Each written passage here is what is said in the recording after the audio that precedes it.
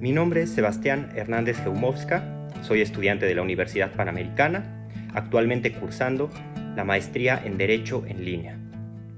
El propósito de este video es explicar a mayor profundidad el principio de progresividad en el ámbito de los derechos humanos. Dicho lo anterior, comencemos. El principio de progresividad se basa en dos conceptos fundamentales. Por un lado, la gradualidad, que se traduce en que la efectividad de los derechos humanos no se logra de inmediato, sino que es un proceso continuo que requiere establecer metas a corto, mediano y largo plazo. En segundo lugar, el concepto de progreso, referido a que los derechos deben de ser garantizados y disfrutados en un marco de mejora constante, lo que implica que no deben de ser disminuidos o restringidos sin una justificación adecuada. Asimismo, las obligaciones estatales implican que los estados tienen la obligación de adoptar medidas adecuadas para asegurar la plena efectividad de los derechos humanos, lo cual incluye el uso del máximo de recursos disponibles para implementar políticas públicas que promuevan estos derechos. La progresividad también implica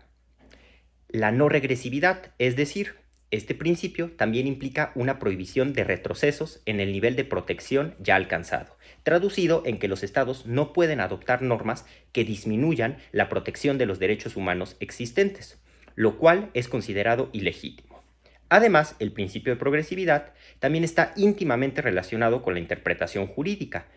toda vez que el referido principio actúa como un estándar interpretativo que guía a los jueces y a los operadores jurídicos en la aplicación de normas relacionadas con los derechos humanos. Las interpretaciones deben de buscar siempre la ampliación y la no restricción de estos derechos. Establecido lo anterior, es relevante mencionar las implicaciones prácticas del principio de progresividad, las cuales podemos sintetizar en dos puntos. El primero, referente al desarrollo progresivo. La implementación efectiva del principio requiere que los estados se comprometan a mejorar continuamente las condiciones para el ejercicio de los derechos humanos. Esto incluye la creación y la modificación de leyes, así como la asignación adecuada de recursos, además de la correcta creación, diseño, implementación, fiscalización y rediseño de las políticas públicas. El segundo punto corresponde a la evaluación judicial, puesto que el cumplimiento del principio puede ser objeto de revisión judicial, permitiendo a las personas exigir que sus derechos sean garantizados sin retrocesos. En resumen, el principio de progresividad establece un marco normativo que promueve el avance constante en la protección y garantía de los derechos humanos, asegurando así que cualquier interpretación o acción estatal esté orientada hacia la mejora continua y evitando retrocesos en los logros alcanzados. Para ejemplificar el principio de progresividad, he decidido aludir al caso García Rodríguez y otros versus México, en virtud del cual la CIDH procede a analizar la prisión preventiva oficiosa, consagrada en el numeral 19 de nuestra Carta Fundamental, concluyendo en que se trata de una medida arbitraria y violatoria de derechos, ya que está prevista como una medida de aplicación automática sin que los jueces estén obligados a analizar la finalidad, la necesidad o la proporcionalidad en cada caso concreto. A partir de este caso, la Corte determina que el artículo 19 de la Constitución Federal vulnera diversos derechos consagrados en la Convención Americana de Derechos Humanos, como lo son el derecho a no ser privado de la libertad arbitrariamente, al control judicial de la privación de la libertad, a la presunción de inocencia y a la igualdad y no discriminación. Por lo que interesa al objeto del presente video, y respecto a la prisión preventiva oficiosa, la Corte Interamericana de Derechos Humanos, a través de este antecedente, ordenó la reforma del ordenamiento jurídico mexicano, incluyendo el artículo 19 de la Constitución Federal, para eliminar la posibilidad de aplicación de esta medida de manera automática, es decir, oficiosa.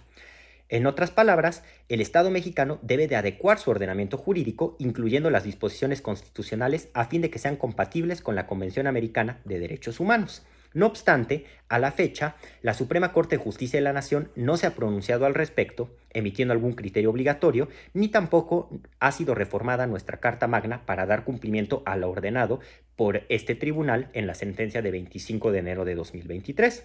Pero resulta aún más grave que, a pesar del antecedente antes presentado, el año pasado, en el mes de noviembre, Con mayoría calificada, la Cámara de Diputados aprobó en lo general y en lo particular con cambios el dictamen que reforma el párrafo segundo del artículo 19 de la Constitución Política, en virtud del cual se amplía el catálogo de los delitos que ameritan prisión preventiva oficiosa. Este decreto fue dado a conocer el martes 31 de diciembre del año 2024 y entró en vigor el miércoles 1 de enero del año 2025. La reforma constitucional antes referida, a mi consideración, vulnera el principio de progresividad en materia de derechos humanos, toda vez que recordemos que este principio implica la no regresividad, es decir,